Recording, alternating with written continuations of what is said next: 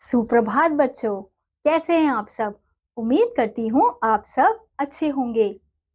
तो बच्चों, पिछली कक्षा में हमने पढ़ा था वचन के बारे में और उसके रूप के बारे में, कौन कौन से, एक वचन और बहुवचन। तो आज के अध्याय में हम पढ़ेंगे अध्याय नंबर 8, जिसका शीर्षक है सर्वनाम। तो बच्चों, हम इस अध्याय में जानेंगे नाम के बदले आने वाले शब्द एवं उनका प्रयोग। तो यानी कि वह शब्द जिनको हम नाम के बदले प्रयोग करते हैं उनके बारे में हम जानेंगे।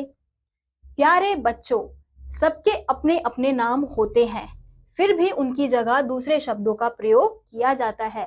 आइए इन्हें देखें और समझें। यानी कि यहाँ पे कहा गया है कि सबका अपना अपना नाम है, लेकिन हम कुछ ऐसे शब्दों का प्रयोग करते हैं जो नाम की जगह पर प्रयोग किए जाते हैं। जैसे, नहीं मैं पढ़ रहा हूँ, आंटी आपको मम्मी बुला रही है, क्या तुम मेरे साथ चलोगे?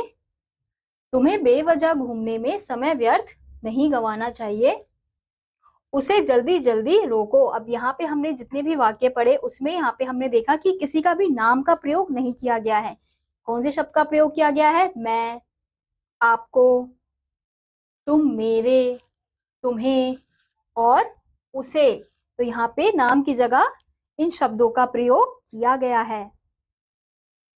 आपने देखा कि बात करते समय किसी का नाम ना लेकर कुछ अन्य शब्दों जैसे तुम, मेरे, मैं, आपको, तुम्हें, उसे का प्रयोग हुआ है। नाम के स्थान पर प्रयुक्त ये शब्द क्या कहलाते हैं? सर्वनाम कहलाते हैं। यानी कि हम इन शब्दों का जो प्रयोग कर रहे हैं नाम की जगह पर, उन्हें हम सर्वनाम कहते हैं। जैसे तुम, मेरे, मैं, तुम्हारा, आपको, उसे, ये सब क्या है? ये सारे शब्द सर्वनाम है। जो शब्द संज्ञा के स्थान पर प्रयोग किए जाते हैं उन्हें सर्वनाम कहते हैं। यानी कि जिन शब्दों को हम संज्ञा के स्थान पर, अब संज्ञा क्या है?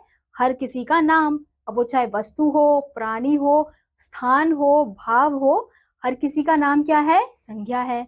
तो संज्ञा के स्थान पर जो शब्दों का प्रयोग किया जाता है उसी को हम सर्वनाम कहते हैं। आइए देखें कौन सा सर्वनाम किसके लिए प्रयोग होता है। जब हम अपने लिए कुछ बोलते हैं तो कौन से सर्वनाम का प्रयोग करते हैं? मैं, यानी कि मेरा और मुझे। ऐसे ही अगर हम किसी और के लिए बात कर रहे हैं तो, या हम का प्रयोग करते हैं, या हमारा और हमें, इसमें भी हम स्वयं का प्रयोग कर रहे हैं, स्वयं की बात कर रहे हैं। ऐसे ही अपने से बड़ों, छोटों एवं बराबर वालों के लिए। अब हम जब अपने से बड़ों के लिए, बराबर वालों के लिए और हमसे छोटों के लिए जो शब्द का प्रयोग करते हैं, आप, आपने, आपका, तो हम ये बड़े जो होते हैं हम उनके लिए प्रयोग करते हैं। ऐसे ही तुम, तुम्हें, तुम्हारा। अब ये तुम, तुम्हें, तुम्हारा हम या तो अपने बराबर वालों के लिए या जो हमसे छोटे होते हैं उनके लिए प्रयोग करते हैं। अब देखते हैं दूसरों के लिए कौन से सर्वनाम का प्रयोग करते हैं। जैसे वह, यानी कि उसे और उसका। तो ये किसके लिए हमने प्रयोग किया? जब हम दूसरों को बोलते हैं, बुलाते हैं, कुछ बताते हैं तो इस शब्द का प्रयोग करते हैं। ऐसे ही वे, उन्हें, उनका, यह भी किसके लिए होगा? दूसरों के लिए होगा। ऐसे ही निकट, समीप होने पर, अब कोई चीज, कोई लोग निकट है, हमारे समीप है, मतलब पास है, तो उनके लिए हम क्या प्रयोग करते हैं? यह, इसे, इसका, ये, इन्हें, इनका। तो हमने देखा किस प्रकार से हम अलग अलग लोगों के लिए अलग अलग प्रकार के सर्वनामों का प्रयोग करते हैं। जैसे अपने लिए हम मैं, हम, मेरा, मुझे, इस प्रकार के सर्वनाम का प्रयोग करते हैं। ऐसे ही अपने से बड़ों एवं छोटों या फिर बराबर वालों के लिए आप, आपने, आपका, तुम, तुम्हें, तुम्हारा। ऐसे ही दूसरों के लिए वह, उसे, उसका, वे, उन्हें, उनका। और निकट या समीप होने पर, या फिर कोई चीज है, कोई इंसान है, वो हमारे बहुत निकट है, समीप है, हमारे पास है, तो उनके लिए हम क्या यूज करते हैं, क्या उपयोग करते हैं? यह, इसे, इसका, ये, इन्हें, इनका। तो बच्चों मेरे साथ दोहराओ। कुछ शब्द नाम के स्थान पर प्रयोग होते हैं। नाम की जगह प्रयोग हुए शब्द सर्वनाम कहलाते हैं।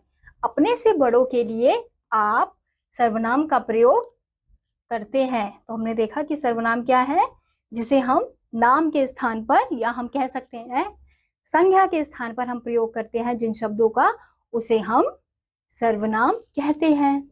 तो बच्चों इसी के साथ आज का ये अध्याय यहीं समाप्त होता है। उम्मीद करती हूँ आपको ये अध्याय समझ आया होगा। मैं आपसे मिलूंगी अगली वीडियो में, तब तक के लिए नमस्कार।